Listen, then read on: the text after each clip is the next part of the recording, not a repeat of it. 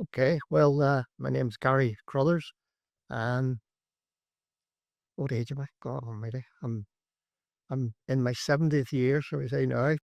I'm Marie Crothers, wife of Gary Crothers, single-handed sailor, and mother of two daughters and one grandson. Ian Marie. Well, I don't know. At least that's one wrong word here, and my life will be a total misery. Um, well, That's you're implying that your life's not a total misery now. no, we've been together for quite some time. We've been together since 1974. 74. Yeah, I I knew know. that 1974. I could even tell you the day, 29th of November. Oh God, Gary, that's impressive. I So there couldn't you have are. done that. So we've been together for quite some time. We've been through a lot.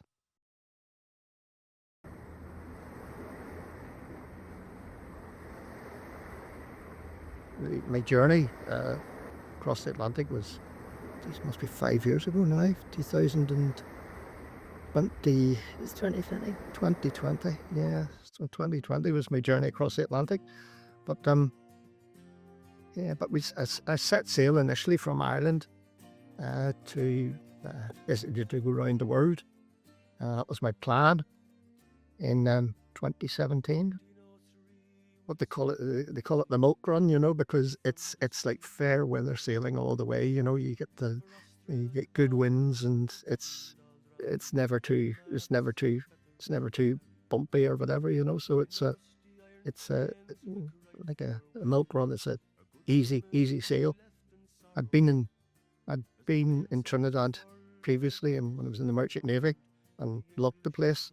And I was there a couple of times, and I never managed to get be there in time for the festival, the Mardi Gras, and always wanted to go to the Mardi Gras. That was a brilliant time there, and Marie came out and joined me out there, and my other daughter, Inna, joined me, so we had good fun there. Mm.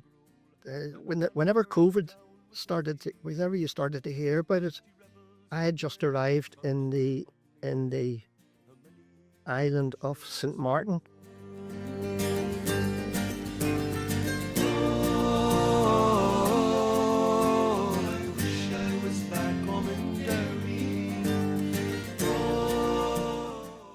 And it was St. Patrick's Day on 17th of March, when we sort of heard that there was a lot of incidents of possible COVID infections on the island.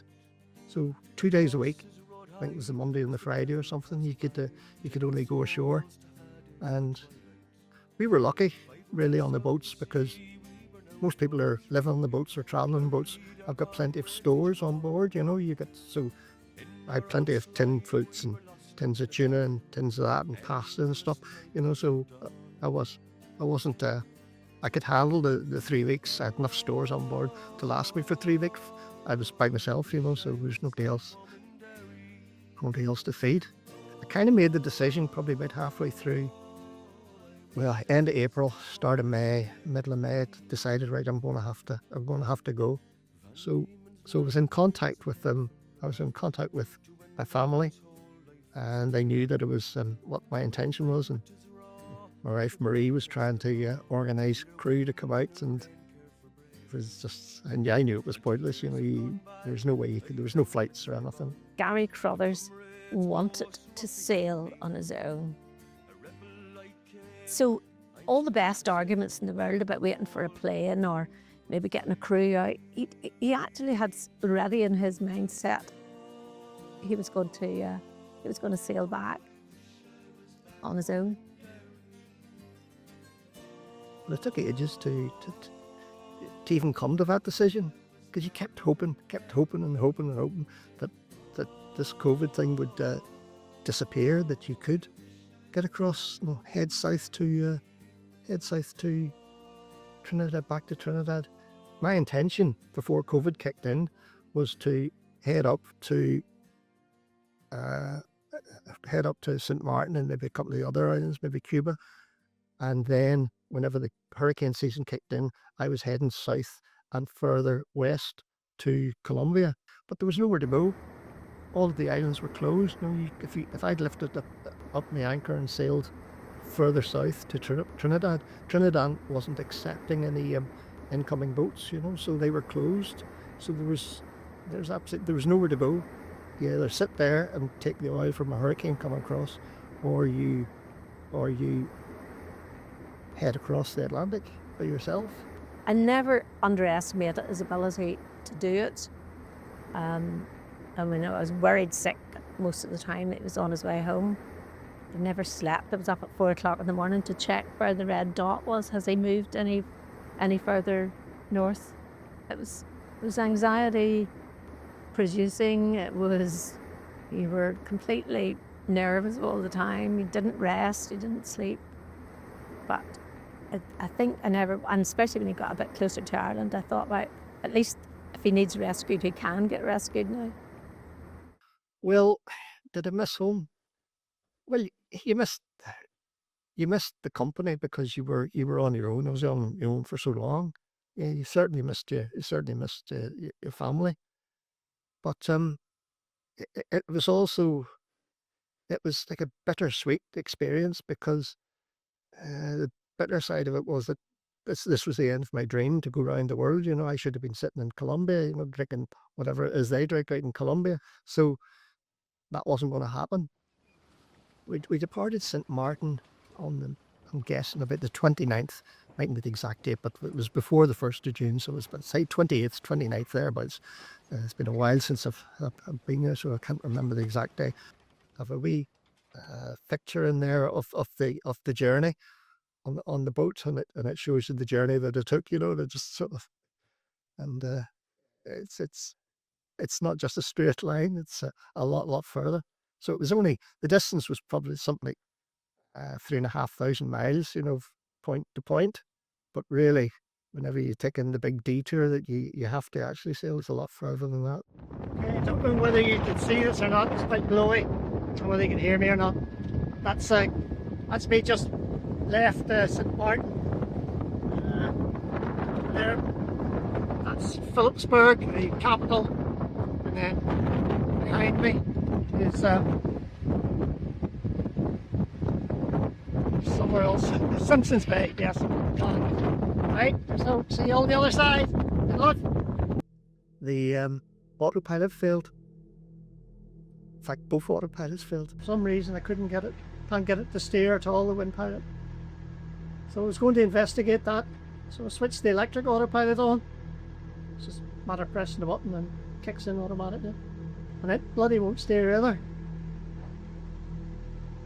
So I've spent about 2 hours there now, tried resetting it. Like the old Windows trick, switch it off, switch it on again and all that. I had a spare compass.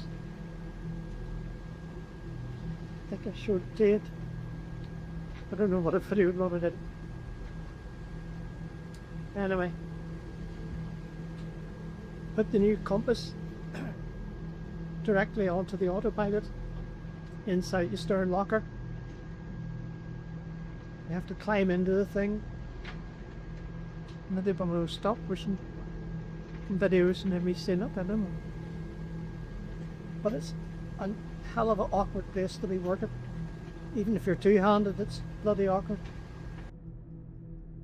Frustration is the hardest thing about it, you know, because there's nothing you can do, you know, and there's no one you can complain to or shout to. There's nothing you can do about it. Yeah. I was actually contacted by the Irish Navy when I was about 400 or 500 miles southwest of Ireland, and you know, you heard this female Irish voice asking who it was, where I was, and what I was doing, and all the rest of it. So that was great. Great to hear someone's voice after you've been on the boat for so long by yourself. Still can't do it all by myself. Still have to refer to my notes the odd time. I'm nearly there, and I've only got 580 miles to go before I have to be able to perfect it. I set myself the task and need to do it by myself without the notes. Nearly there.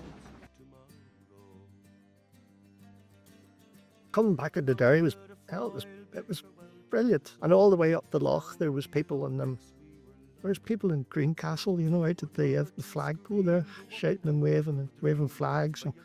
And at the golf course at Greencastle, there's people out there waving flags, all the way up the loch. And then once I got up home, you know, it escalated, shall we say.